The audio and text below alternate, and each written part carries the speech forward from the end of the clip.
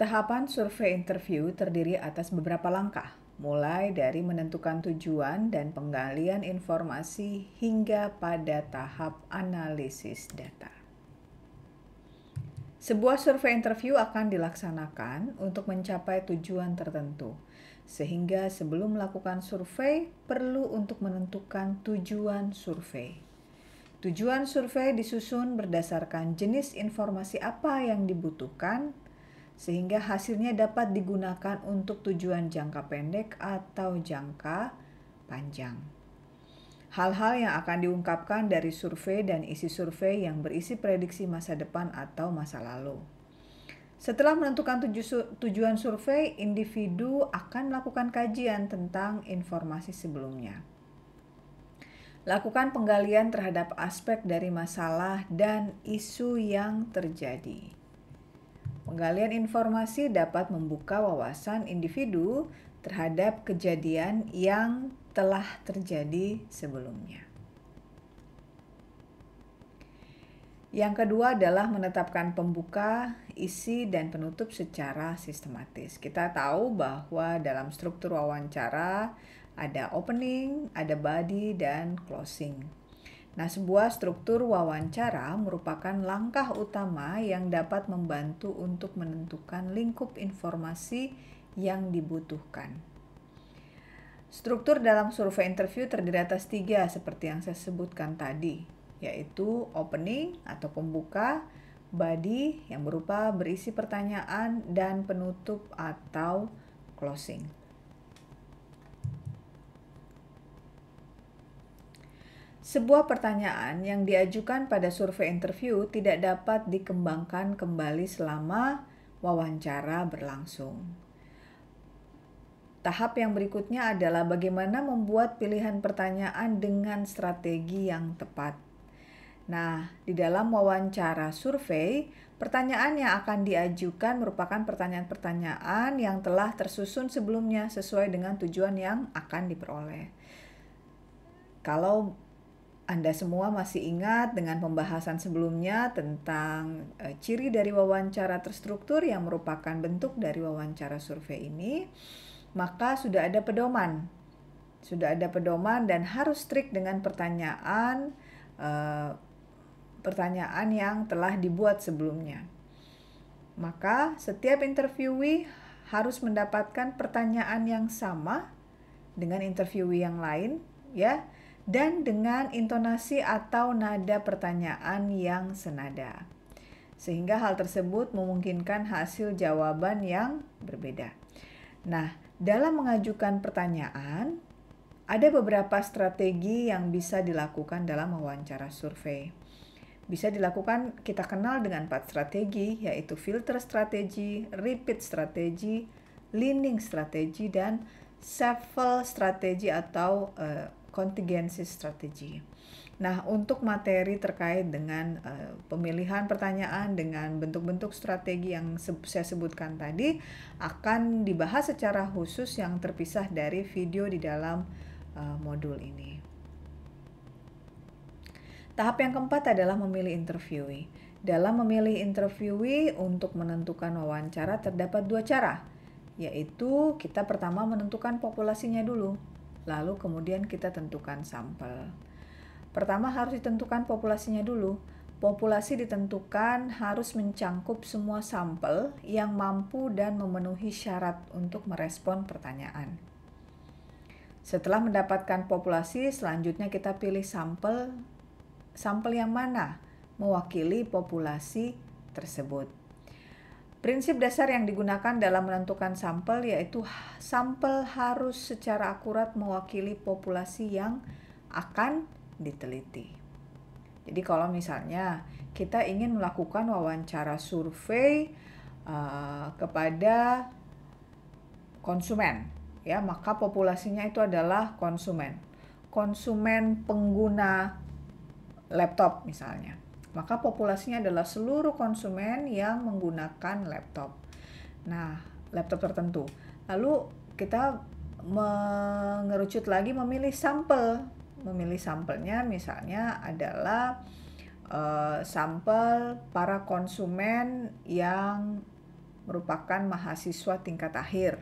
Jadi para konsumen, sampel-sampel konsumen yang menggunakan laptop pada mahasiswa tingkat akhir. Nah, sekali lagi, sampel itu harus akurat dan mewakili populasi yang akan diteliti. Kita tahu ada beberapa cara dalam menentukan sampling. Ada yang disebut dengan simple random sampling, yaitu menentukan sampel dengan memilih bagian dalam populasi secara acak tanpa direncanakan sebelumnya. Ya. Lalu ada yang disebut juga dengan table random numbers, di mana kita menentukan sampel-sampelnya itu dengan memilih berdasarkan nomor-nomor yang telah kita urutkan dan dipilih secara acak. Ada juga yang disebut dengan skip interval atau random digit, yaitu menentukan sampel-sampel yang mana saja dengan cara memilih nomor-nomor yang diurutkan berdasarkan interval angka tertentu. Jadi skip interval atau random digit. Di dalam penelitian kita juga kenal namanya stratified random sampling, yaitu menentukan sampel yang telah memiliki jenis tersendiri. Dengan cara apa? Dengan cara mengambil masing-masing sampel untuk mewakili. Sample point, yaitu menentukan sampel dengan batas-batas wilayah tertentu. Dan self-selection, dengan cara menentukan sampel dengan menggunakan metode talk show atau memanggil interviewee, dalam artian memanggil para sampel dan melakukan wawancara secara fleksibel. Itu tadi beberapa cara yang bisa dilakukan dalam memilih interview ketika kita akan melakukan wawancara survei.